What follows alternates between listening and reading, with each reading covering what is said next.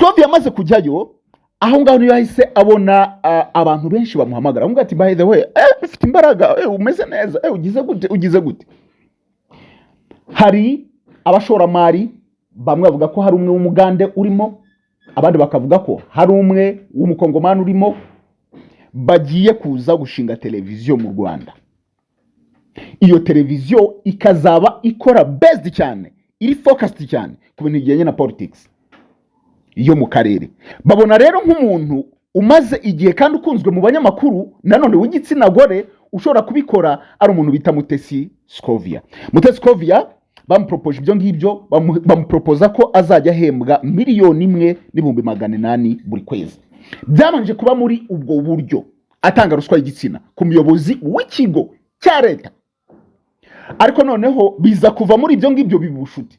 Uyu Pascal amaze kuryoherwa n'uyu mugore wa Runi, Pascal yaje gufata umwanzuro kuvuga ngo agiye kwaka gatanya y'umugore bari barasezeranye. Ubundi byari itegeko ko bashyiramo igitsina gore, mutavuze undi muntu muvuge Kagabo, muvuge n'abandi, kuki muvuga Bibi.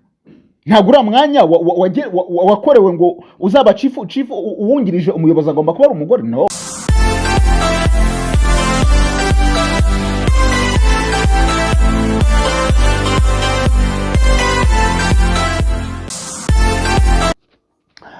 Deka bifuriza ibihe byiza mwe mwese mukomeje kugenda mubana na Kame Official. Hano kuri Kame Official, niba utarigeze ubana natwe mu biganiro byatambutse, niba utarigeze uba inshuti yacu cyangwa se ari bwo bwa mbere ugeze kuri rubuga, nagusaba amasegonda 2 cyangwa se 1 cyangwa se 3 ugakanda aho ngaho hari akantu kanditseho subscribe, ukagakandaho. Niba waragakanzeho wakoze neza n'umusanzu ukomeye waduhaye mu biganiro byacu, ndetse ushobora no kuba wafata umwanya ugasharinga ibiganiro byacu, ugakomentinga nawe kumva ukatubwira uko ubitekereza, cyangwa se ukaba wakora like. Ibyo byose ni mu bantu babana natwe, kuko ahangaha nta handi hantu usanga inkuru z'ubucukumbuzi z'ubusesenguzi atari kuri Kame Official. Amazina yanjye ni Chris Kame. Ngira ngo bamaze kubana natwe basubscribe tumaze kugera mu 36 mu by'ukuri mwakoze akazi gakomeye kandi ndabashimira cyane. Uyu munsi ku isaha ya Kigali ahagana saa 7 mu irimi rya Rusororo hari amarira n'imiborogo myinshi cyane. Ababyeyi bari bababaye, abantu bari bafite agahinda kenshi, bari bagiye gushyingura umwana witwa Ryan w'imyaka 8. Bivugwa ko yimanitse cyangwa se yiyishe mu rugo rwabo aho batuye mu murenge wa Kigali, cyangwa se abantu bakunze kwita muri Norvege. Iyo nkuru abantu benshi barayitangaje, abantu benshi bajya kwishaka, abantu benshi bajya kureba byinshi uko byari bimeze cyangwa se kureba ubwino bwabyo. Ariko bivugwa ko nyuma yuko uwo mwana amaze kwitaba Imana, mwese mwarabimenye, wari umugabo wa mama we yahise atabwa muri yombi. Uwo mugabo no bita Dr Pascal Ngironsanga. Ariko uyu mama w'aba bana, hari amakuru menshi abantu batigeze bamenya, ari nayo ngiye kukubwira hano, nkakubwira n'ubwino kuri Scovia, ndetse no kutwita Sandrine Sheja. Ibyo byose urabimenya hano muri kiganiro. Nyamera mpere kuri uyu mwana mutoya. Navuga ngo ni inzirakarengane, ashobora kuba yarazize amatiku y'imiryango cyangwa se bya bindi by'imiryango. Ngiye niko nabyita. Kubera iki? Umugabo witwa Dr Pascal Ngironsanga, reka mpere ku mugabo witwa Uwimana Jean Bosco. Uwimana Jean Bosco yari umucuruzi ukomeye, ucuruza ibyangwe, imyenda mu mujyi wa Huye. Abantu benshi bari bamuzi acuruza imyenda y'abayisilamu, ari imyenda mbese acuruza imyenda myiza kandi igezweho. Noneho akaba ari inshuti n'umugabo witwa Dr Pascal Ngironsanga. Uyu Dr Pascal Ngironsanga akaba yari umuyobozi w'ibitaro by'akarere ka Huye. Ariko bamenyana, umwe ari umukiriya, undi ari umucuruzi, kuko ari umugabo uzwi. Uyu Runi ari umugabo uzwi ugurisha ibyango hara mu mujyi wa Nyanza, mu mujyi wa Huye. Abantu benshi bari bamuzi. Byaje kugenda bite? Umunsi umwe urumva niba umugabo ari inshuti, umuntu ari umugabo w'inshuti yawe, sometimes aragutemberera, arabasura, mukagira na muti. Uyu uwa Maria, uyu Uwimana yaje kuba ari umugabo bisanzwe, ari umusore bisanzwe, azagura n'umudamu, ahuye n'umukobwa. Sorry, urumva umukobwa ntabwo ari umudamu. Barateretana, ariko ntabwo bigeze bashyingirwa n'umugore we. Barabana kugeza ubwo baza kubyarana abana babiri, umwe ari Ryan ari nawe witabye Imana ku myaka 8, haza no kugira mukuru we ari we nawe wavutse mbere we, ubu ngubu afite imyaka 12, we aracyari hayi ameze neza. Ntabwo abantu bamenye ese niki cyatumye Bosco uyu nguyu cyangwa se bakunze kwita Rooney adashakana n'uyu mugabo cyangwa adashakana n'uyu mugore mu buryo bwemewe n'amategeko. Ivyo biri ku ruhande n'uburenganzira bwabo, amategeko y'u Rwanda arabyemera, avuga ko mu gihe udashaka gusezerana n'umuntu murabana, ariko icyo gihe ntabwo ari umugore wawe, hari ibyo amategeko atabarengeraho. Uyu Dr Pascal Ngironsanga we yari umugabo ufite umugore, banasezeranye babana nk'umugabo n'umugore mu buryo bwemewe n'amategeko. Uyu nguyu urumva uyu Bosco na Ngironsanga baje kuba inshuti, baratemberana baranagabirana. Noneho haza kuba igihe uyu mudamu wa Bosco wa Rooney yaje kubana akazi k'ubucungamutungo mu bitaro bya Huye, aho Dr Pascal Ngironsanga yarabereye umuyobozi w'ibitaro. Amakuru akavuga ko batangiye kugira mu mubano, urumva umugore wa Pascal n'umugore w'inshuti ye Rooney bagirana umubano, batangira gukundana, batangira kuzajya baganira mu buryo bumwe cyangwa ubundi. Niba Pascal yaraje kuryamana n'uwo mugore wa Rooney akumva umudamu aramuryohereje, hari ibintu bijya biba, by the way, reka ibingibi tuzahita tubivuga. Hari ikintu twita ngo ni ikintu bita ngo ni ruswa y'igitsina. No mu tuzi twa leta ruswa y'igitsina ibamo. Ushaka kubona umudamu ashaka kubona yenda umugabo akavuga ati ni boss wanjye, yamubwira ati ko mbona abakereye ko ngiza, mbese ukamuha ruswa y'igitsina kugira ngo muri twa dukosa dutoya, kuko urumva umuyobozi bitarashaka gukora raporo bakakwirukana. So ushaka kuvuga ati reka muhe ruswa y'igitsina mu buryo kugira ngo yenda twa dukosa dutoya niki atazantangira raporo. Byamanje kuba muri ubwo buryo atanga ruswa y'igitsina ku muyobozi w'ikigo cya leta. Ariko noneho biza kuva muri ibyo ngibyo bibushuti. Uyu Pascal amaze kuryoherwa n'uyu mugore wa Rooney, Pascal yaje gufata umwanzuro kuvuga ngo agiye kwaka gatanya y'umugore bari barasezeranye. Amaze kwaka gatanya baranayimwima, umugore arayimwima, ariko uko iminsi yagendaga ishira Pascal baje kuyimuha aza guhita afata wa mugore wa Rooney ashaka ukuntu akodesha inzu ku ruhande. Abantu bo mu Rwanda ngira ngo abagabo barabizi, bavuga ngo no office ya kabiri, amushakira ka office ya kabiri azajya ajyamo bagahuriramo niki. Uyu Rooney aza kubimenya, aje kubimenya arababaza, bose barahakana, ariko aza gukora mbushi. Abantu babimubwiye araza basanga mu nzu bari kumwe. Rooney yahise ajya kurega. Agiye kurega, amategeko ntabwo ari ukuntu atamurengeraga, kuko uyu Rooney ntabwo arasezeranye n'umugore we mu buryo bwemewe n'amategeko. Hari ibyo amategeko atamurengeraga, ko ati n'ubundi uyu nguyu ni indaya yawe, niko ntekereza ko abantu babyita, kubera ko mutigeze musezerana mu buryo bwemewe n'amategeko. Umugore kandi aravuga ati ngewe rero n'uyu mugabo nta nubwo ushaka gusubirana nawe, cyane ko uyu Pascal Dr yari yaramaze gutandukana n'umugore baramaze kumuha gatanya, yari afite uburenganzira bwo ati wamureka tukongera twibanira. Uyu mudamu kuko n'ubundi bari bamaze kugirana urukundo n'uyu Dr Pascal, yari amaze kugeza igihe cyo kuvuga ngo noneho uyu nguyu twabana nk'umugabo n'umugore. Ibyo ngibyo bimaze kuba, haje kuba urubanza, ariko Rooney amategeko ntabwo yari ari ku ruhande rwe cyane. Haje kuburana abana.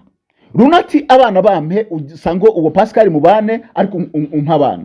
Umudamu aravuga ati abana ndabatwara.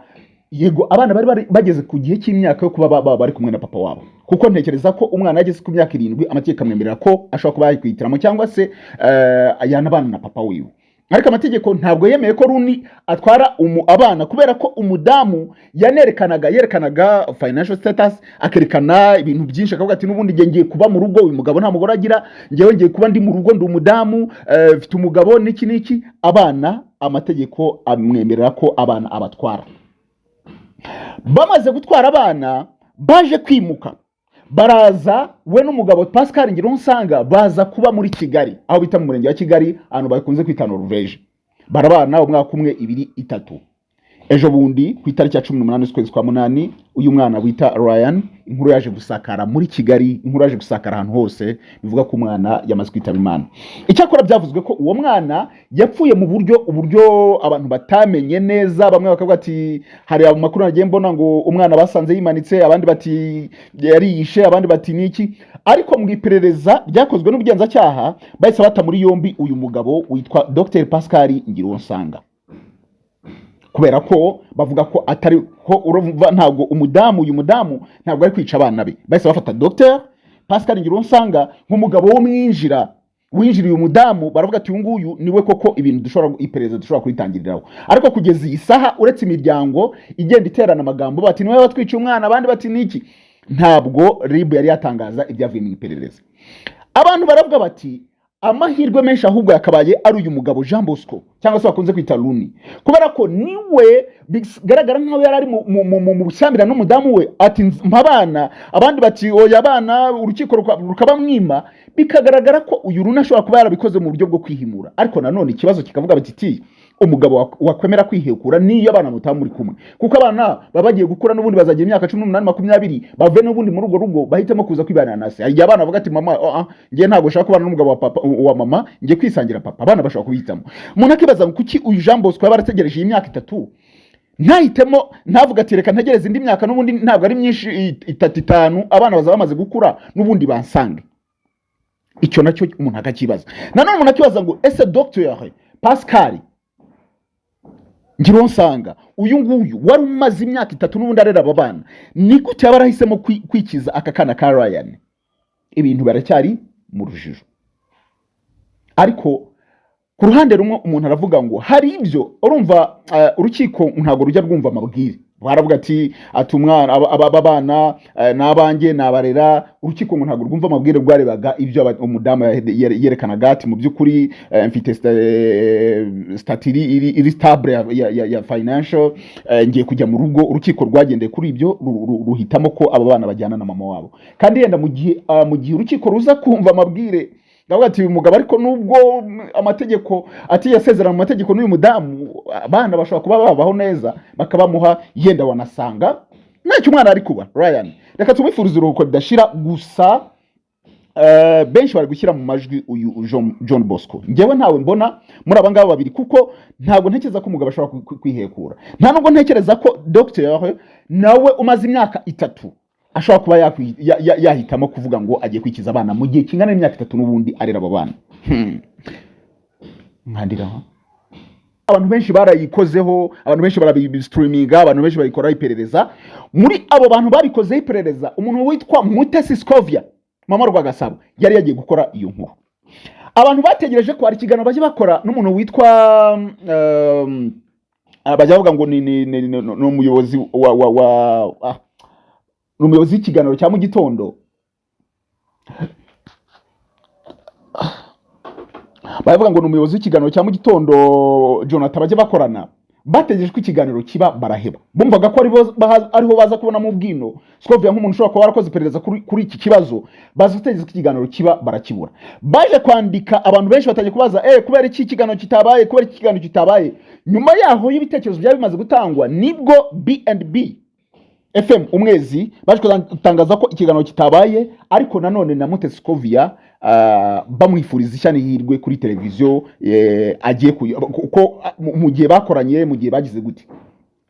Bamwe bakoresha imbuga nkoranyambaga zirimo za Twitter batangiye kuvuga bati hari nk'uwitwaga Pipi yase yandika ngo Mutesi Scovia ngavuye kuri B&B FM agiye kuri televiziyo Rwanda, radio Rwanda.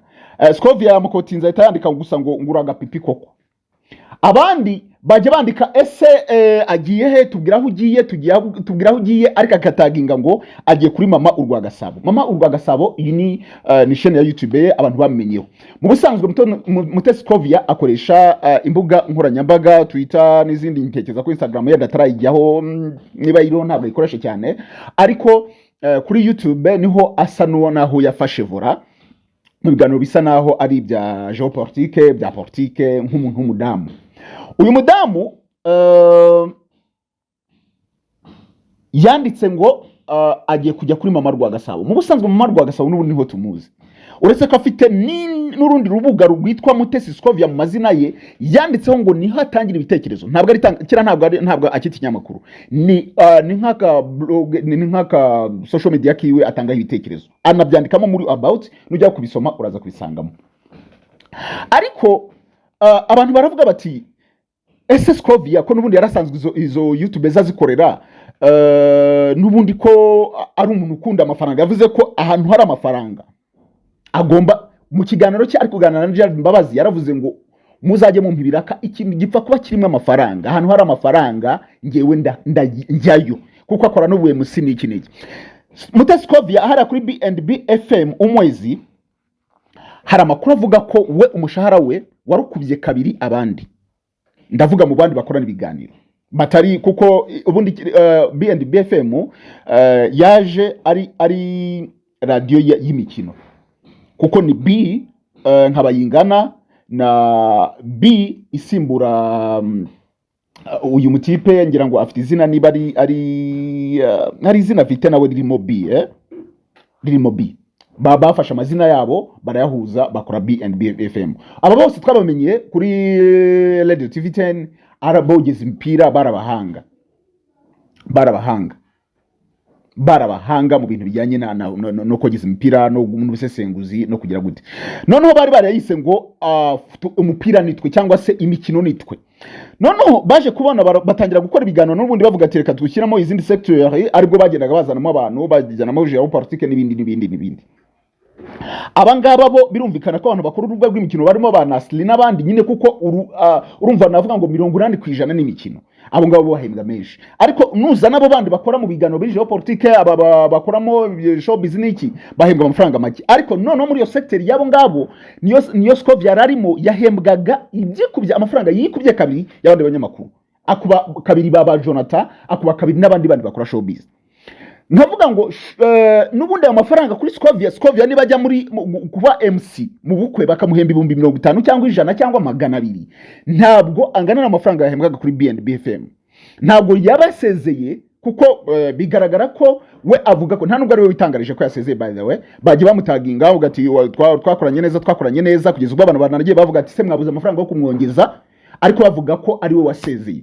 Ibyo yabisubije abantu bari bamaze kwataka bayingana, bamubaza se kigano ko kitabaye, bari kumubaza ahita avuga ati ntimubarenganye, ni ngewe wasezeye. Avuga ko ari we wasezeye. Abantu bavuga ngo Scovia ntabwo akunda amafaranga, ntabwo yaravuye kuri rura rubuga, kuri radio bamuhemba amafaranga ngana kuriya ngo avuge ngo agiye kwicara n'ubundi kuri Mama Rwagasabo, n'ubundi asanzwe nta kintu nta birenza agiye kwakora, n'ubundi ibyo yarasanzwe akora, n'ubundi bya bigano byabaga mu gitondo, kandi icyo kigano cya mu gitondo n'ubundi yarafite abakozi baba bari gukora. Ntabwo avuga ngo azayizinuka mu igitondo afataga aba ari cyo ajya gukora mu kiganiro, n'ubundi it's the same azakomeza kuri nkuko yakoraga. Ahubwo ikibazo cyaje kuvuga ngo agiye he, ko yagiye ataginga umwezi. Nujya kuri Twitter ya Mutesi Scovia uraza kubona ngo ni founder and managing director wa Mama Rwagasabo 1, ariko hasi uraza kuhita ubona yanditse ngo ni presenter wa Scovia TV. Muri chaîne za YouTube urabona YouTube abantu basigaye bayita YouTube sinzi TV, ariko mu busanzwe bavuze TV television bavuze nyine izingizi ziri on air, bavuze TV1, mbese izingizi tureba kuri Canal cyangwa se kuri Star Time. So ntabwo rero Scovia niyo wajya ku rubuga rwa YouTube ntabwo afite chaîne yitwa Scovia TV. Bivuga ngo Scovia agiye kujya kuri televiziyo, bamwe batangiye kuvuga ko ari iye, ariko ntabwo ari iye, kuko Scovia nanone ni umuntu w'umuhanga mu bijyanye na investment. Ntabwo ari umuntu wahita avuga ngo agiye gushora amafaranga, ariko ubona ko abantu bose, nta muntu ukira wa televiziyo, nta muntu ucyumva radio cyane, mbese abantu bose sigaye bibere ku mbuga, basigaye bibere ku mbuga usanga n'amateleviziyo akotinga ibintu byavuzwe kuri za mbuga nkoranyambaga. So ntabwo ari umuntu rero nk'umunyamakuru wavuga ngo agiye kwinvestisa, kuvuga ngo agiye kwinvestisa muri televiziyo, kuko nubundi ntabwo azabonera umwanya, kuko iyo televiziyo ntitubeshyanye, niba abantu wenda batazi ko bikorwa biriya bintu, televiziyo kuyishinga isaba amafaranga menshi, ni cyambere. Icya kabiri, hari amafaranga ugenda wishyura muri rura y'umunara. Icya gatatu, isaba tele you get, bisaba abanyamakuru bajya kuri tele, hari abantu televiziyo zagiye zinanira, by the way, televiziyo igafunga kandi bafite amafaranga. So bisaba ngo umuntu ugiye gushinga televiziyo nyine aba stable mu buryo bujyanye no mu mufuka. Ariko nanone televiziyo buriya nta handi hantu hungukira uretse muri advertisement gusa. Ariko kuri YouTube upfa gushyira akantu nabo nubwo bagira muri advertisement, ariko ntabwo wowe wirukanka kubakira ngo muze mwamamaze. None niba Scovia atarabona abantu baza kwamamaza ku rubuga rwe, akora ikiganiro kikarebwa n'ibihumbi 600 kuri YouTube, azabona he abantu baza kwamamaza kuri televiziyo agiye gutangira nayo ikiri nshyashya? Bareke TV1, bareke RTV, by the way nayo yagabanije ibiciro kubera ko abantu benshi bari kugenda kwiyamamaza ku mbuga, kubera ko kuri televiziyo abantu bamaze kubona ko abantu batakira televiziyo bagabanije ibiciro. None Scovia arajya gushinga televiziyo, bivuga ko agiye kuyishinga muri MIC, arajya gushinga televiziyo agiye guhangana na TV1 bimaze imyaka n'imyaka. Amakuru rero y'ukuri nayo, Scovia yagiye gukora ikiganiro ibunagana, ahura n'umuntu witwa General Sultan Makenga, bakorana ikiganiro, amubwira uburyo M23 imeze. Ikiganiro twese twarakirebye, ubu ngugiri gukabakaba muri miliyoni. Kiriya kiganiro keretse abantu imbaraga z'umuntu witwa Mutesi Scovia mu bintu bijyanye n'itangazamakuru. Scovia ni umuntu wagiye ahantu abandi bagabo, navuga ngo igitsina gabo cyari cyananiwe, Scovia ajyayo, yavuze urugendo bakoze, yavuze uko byagenze kugira ngo ajyeyo. Scovia amaze kujyayo, aho ngaho niyo yahise abona abantu benshi bamuhamagara, avuga ati by the way, ufite imbaraga, umeze neza, ugize gute. Hari abashoramari bamwe bavuga ko hari umwe w'umugande urimo, abandi bakavuga ko hari umwe w'umukongomani urimo, bagiye kuza gushinga televiziyo mu Rwanda. Iyo televiziyo ikazaba ikora based cyane, iri focused cyane ku bintu bijyanye na politics yo mu karere. Babona rero nk'umuntu umaze igihe kandi ukunzwe mu banyamakuru, nanone w'igitsina gore, ushobora kubikora, ari umuntu bita Mutesi Scovia. Mutesi Scovia bamupropoje ibyo ngibyo, bamupropoza ko azajya ahembwa 1,800,000 buri kwezi. Scovia yahise abona ko ibyo ngibyo atazabifatanya na BFM mu mwezi, ahita asezerera rimwe. Ariko inzira ye ahantu agiye kujya ni kwa Scovia TV. Iyo Scovia TV ntabwo ari kuvuga ngo niye, ni kwa kundi ushinga ikintu ariko ukora ko ufite izina bakakikwitira kugira ngo abantu bakiyoboke cyane unacyamamaze. Mwagiye mubibona kuri Isibo TV, ngira ngo bigitangira byavuzwe ko ya Bruce Melody nawe ubwejo bundi yaravuze ati oya byari ubucuruzi. Mwagiye mwumva Wasafi bivuga ko Diamond afitemo 40% ntabwo ari televiziyo ye. Ngira ngo hari uburyo abacuruzi babona ko umuntu akunzwe bakaba ati bakakugurira brand izina, ariko nanone bakabona kwishyura nk'umukozi. Ibyo rero ndio Mutesi Scovia bamuhaye, bamuhemba kuzajya bamuhemba 1,800,000 buri kwezi, agatangirana n'iyo televiziyo. Iyo televiziyo benshi babona ko ari televiziyo yenda ishobora no kuza kuko azaba ari televiziyo igiye gukora ibintu izindi zidakora, kuvuga ngo biri based cyane cyangwa se biri focused cyane kuri politics, geopolitics gusa. Ari televiziyo nibishaka kumva amakuru y'ubusesenguzi bya M23, bya Ukraine, bya Putin, bya ande, ari iyo televiziyo. Ikindi, Mutesi Scovia ni umunyamakuru umaze kuryubaka, nubwo we avuga ko ashaka kwigira amategeko kugira ngo akomeze ajye muri ibyo ngibyo, kari umuntu wo buri kugigizanya cyane nabo. Narimo mbona muri iyi minsi ari kugigizana na MTN, ayiziza ngo kubera ko MTN yohereza abantu ubutumwa bw'amatiko, avuga ati ariko niba murabirumwe, navuga ko izaba successfully, kubera ko uyu muntu yafashe umuntu uri strong, abantu bakunda mu biganiro bya geopolitique, kandi nanone n'umudamu. Ariko hari ikintu kimwe abantu bajya bibagiza, nubwo bishobora kuba bimeze gutyo, ariko nanone no kuri BFM bashobora kumwirukana. Kubera iki? Scovia muri mbere yuko amenyekana, Scovia abantu benshi baramuzi, yari umuntu wajya kujya mu biganiro, yajyaga ajya muri navuga ngo wenda mu manama menshi, mu mahugurwa menshi y'abanyamakuru, ibintu byinshi yakajyana. Ngira ngo cyane cyane y'ubuzima, ngiye twajyaga tunajyana na BBO, harayo yaberaga muri Marriott. Bibi akaza nk'umuntu wakoraga ibiganiro by'ubuzima, akaza aje kuveringa stories za RBA. Scovia nyuma yuko icyo gihe arafite n'ubundi mama Rwagasabo yandika, ariko aza kuhava ajya gukorana n'umuntu witwa Joseph Hakuzumuremyi ku Muryango TV bagiraga ikiganiro bita Akarayifunge hari Joseph hari Karegeya hari na Mutesi Scovia. Ariko icyo gihe Scovia ntabwo yararajya muri ritme, ntabwo navuga ngo yararashiruka ubwoba cyangwa se akore nkuko akora uyu munsi. Joseph yaje kumva uburyo ki Scovia yenda banariza ibintu. Iyo murebye umuntu witwa Joseph muzamura mu biganiro bye cyangwa se ukuntu yandika kuri Twitter, ni umuntu uzimiza. Ariko Scovia we ni umuntu utavuga akavuga ikintu uko kiri. Icyo gihe rero kuko bavugaga ku bintu by'Akarayifunge byari ibintu biri politique, biri very sensible, Joseph aza kubona ibyo bintu ntago bizavamo. Yaje kubwira Scovia aramuga ati rero sha ndabona ahangaha reka dusubire, ndabona ibintu bitakunda. Scovia yaje kujya kuri Flash akora ikiganiro ngira ngo bita Meet the Press, ibintu nk'ibyo gusa kwa kundi nyine kagahiyahiyo umuntu habuyende kimurimo umuntu ashobora gusiga ikimwirukankamo ariko ntagasiga ikimwirukankamo. Then Scovia yaje gutanga bya bitekerezo bye. Finally M23 gutangiza intambara, aza guhita umuntu wazi breaking bwa byatari inkuru za M23 kandi akazi breaking rimwe na rimwe akajya no kuri field. Abantu nubwo batangiye kurikoresa Mutesi Scovia itazamukaho gutyo, ariko akaza yanariza, ariko nanone akagira amarimite, hari ibyo atavuga, hari ibyo avuga, ni umuntu mbese w'umuhanga, ariko nanone akavuga ko ari umuntu wakoze ku itangazamakuru ndetse akaba ari umuntu ushaka kuziga ibintu bijyanye n'amategeko.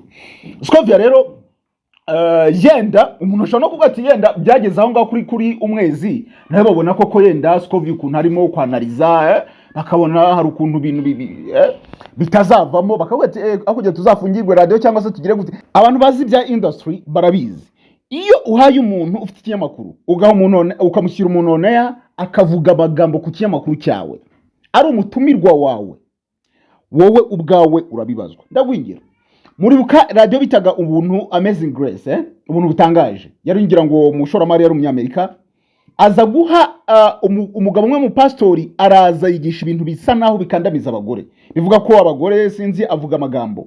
Icyo gihe uwo pastori yarakurikiranwe na radio bayambura uburenganzira bwo gukora mu Rwanda, ngira ngo no mugabo yaje gutera shwane nawe bahita bamwirukana ku butaka bw'u Rwanda kuva icyo gihe. Icyo ni kimwe. Hari umugabo witwa Rene Nsengiyumva Ideyahaye, yari afite ikinyamakuru bita ibyishimo.com kuri website, afite na Ibyishimo TV kuri YouTube.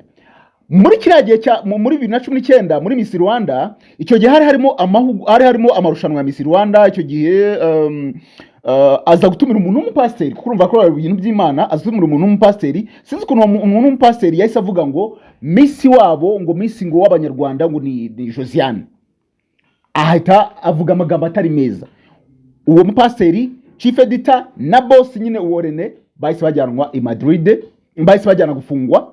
Icyakora Rene RMC za kumusabira imbabazi baramurekura, nyuma nta wamenye irengero rye. Bishatse kuvuga ngo hari igihe abantu bashaka kuvuga kugira ngo tuzirengere ingaruka, noneho bibaye ari umunyamakuru wawe, urumva aho ni kumutumirwa, none ari umunyamakuru wawe, icyo gihe urabibazwa. So nabyo birashoboka ko Scovia bashobora kuba yenda hari na contract, kuko niba ari umuntu ukora amafaranga ashobora kuvuga ati ndabimanaging ari bibiri, nzajya nkora kuri televiziyo, nkora iwanjye, nkora no kuri B&B, akaha umwanya cyane ko atajya buri munsi. Yenda nabyo birashoboka kuvuga ati twabonye rero hari ukuntu ibintu bidasona neza, kandi wibuka ko biriya bintu baba bari live, hari ibyo utakatamo. So akavuga ati rero reka dusubire. Hari ababitse bavuga ngo wagiye kujya kuri televiziyo Rwanda, ngo BBO agiye kumuzana ko BBO bamugize Isheja agiye kumuzana ngo kora ko bahise bamuha akazi. By the way, ibi bintu abantu benshi nagiye mbona n'ubundi babigaruko cyane, bakavuga ngo kuki Isheja ngo bamuzanye hariya bamugize gute. Ariko nanone nkuko natangiye mbabwira ngo abashoromari bagiye kuzana televiziyo mu Rwanda bakayita Scovia TV, ni the same way twamenye umuntu witwa Isheja.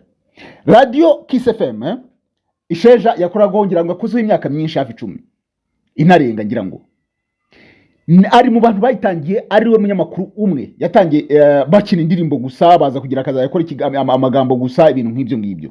Bari bamurokrise ko ari umunyamakuru w'umuhanga, icyo gihe yakoraga kuri za Sarusi, bumva afite ijwi ryiza, baramurokita. Yari radio yarije isa naho izanye umwihariko yo gukina indirimbo gusa, abantu barayumva kuko bashaka, mbese byabaga ari nko kwashyizemo flash, nta muntu wavugaga yarugaga wumva indirimbo kuva bitondo kugera nimugoroba. Nibwo batangiye rero imaze kumenyera abantu batangiye kwikunda bazana muri kiganiro, ariko nanone bya biganiro n'ubundi bisanzwe ari byo bya Isheja, niko twamumenye.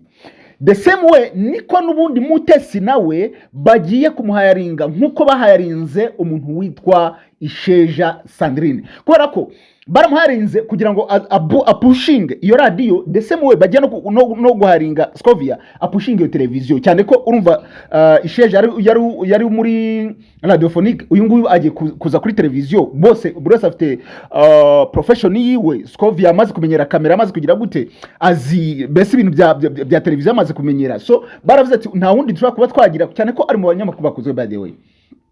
So Isheja rero niyo nubwo buryo ki yazamutsemo. Radio Kiss FM ni radio y'abanyakenya, iranakomeye cyane ngira ngo mu gihugu cya Kenya abantu babye bagendayo. Ni radio ifite frequency y'abanyakenya actually.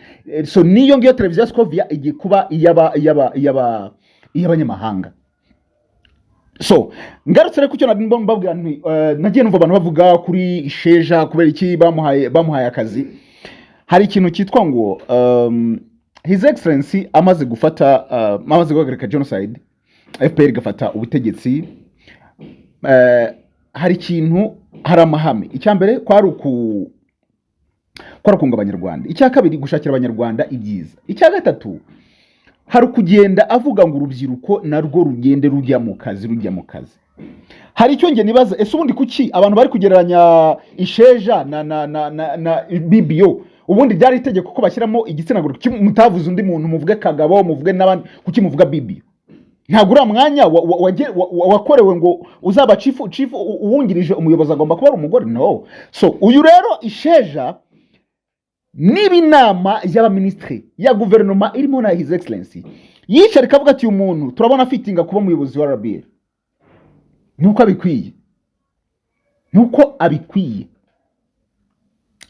abikwiye. Ariko nanone mwibuke mu ijambo His Excellency yaravuze ngo abantu baba batahawe imyanya cyangwa se yabivuze ariko rahiza abaministri, ntabwo ari ko bakuwe mu kazi, ahubwo hari urigiye baba bagiye kubapangira. Mwibuke ngewe yo mbonye umwanzuro His Excellency yafashe, ntabwo njyanirirwa naratekereza byinshi, kubera ko dufite Imana twihereye umuyobozi udasanzwe. Ibi bintu ntabwo ari ibintu bigoye kubyumva. Mwibuke igihe hari hagiye kuba imishyikirano, noneho bigasaba ko RPA yohereza ingabo 600. Bafashe izo ngabo, urumva bari bavuga ati no kuza mu mishyikirano n'iki bazana ingabo 600 bazizana muri sende. Ariko izo ngabo ukuntu zari zitoranijwe ni ingabo n'ubundi urumva haciye akanya indege imaze kuraswa batangira gushaka kubarasa n'iki izo ngabo 600 navuga ngo zakompetinze ingabo zari z'ubutegetsi bw'icyo gihe ari 600 gusa, kugeza igihe baje kubona umusada wa RPA w'abandi. Ariko abo basirikare bari batoranije bari baje bakora intambara umuntu wese atigeze atekereza. Mujye mwibuka uwo bita David hejuru asende. So bivuga ngo iyo uyu musaza atoranije umuntu nuko abona umuntu afitinga. Icyo ni kimwe. Icya kabiri, Isheja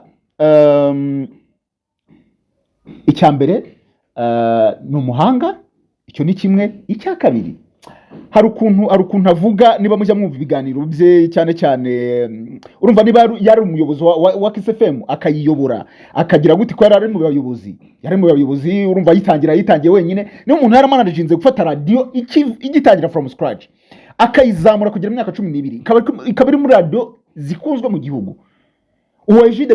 Egide BBO muvuga nta hantu twize twumva ayobora. Ntabwo rero wafata umuntu, ntabwo nigize numva amagambo ya Senateri Voda ari kuvuga ngo ntabwo ushaka gufata umuntu utarayoboye n'umudugudu uvuga ngo giye kumuyoboza ikintu runaka. So ariko uyu Isheja afite aho yayoboye, afite ibyo yayoboye, ku buryo ureba performance ye kuva mu mwaka wa mbere kugera imyaka 11 ukareba ibintu yayoboye, ibintu ntabwo byasubiraga inyuma ahubwo byagendaga imbere. Ugahita ubona ko uwo muntu afite ikintu bita leadership mu maraso ye. Ugahita uvuga ati ibyo byose hanga yahafitinga.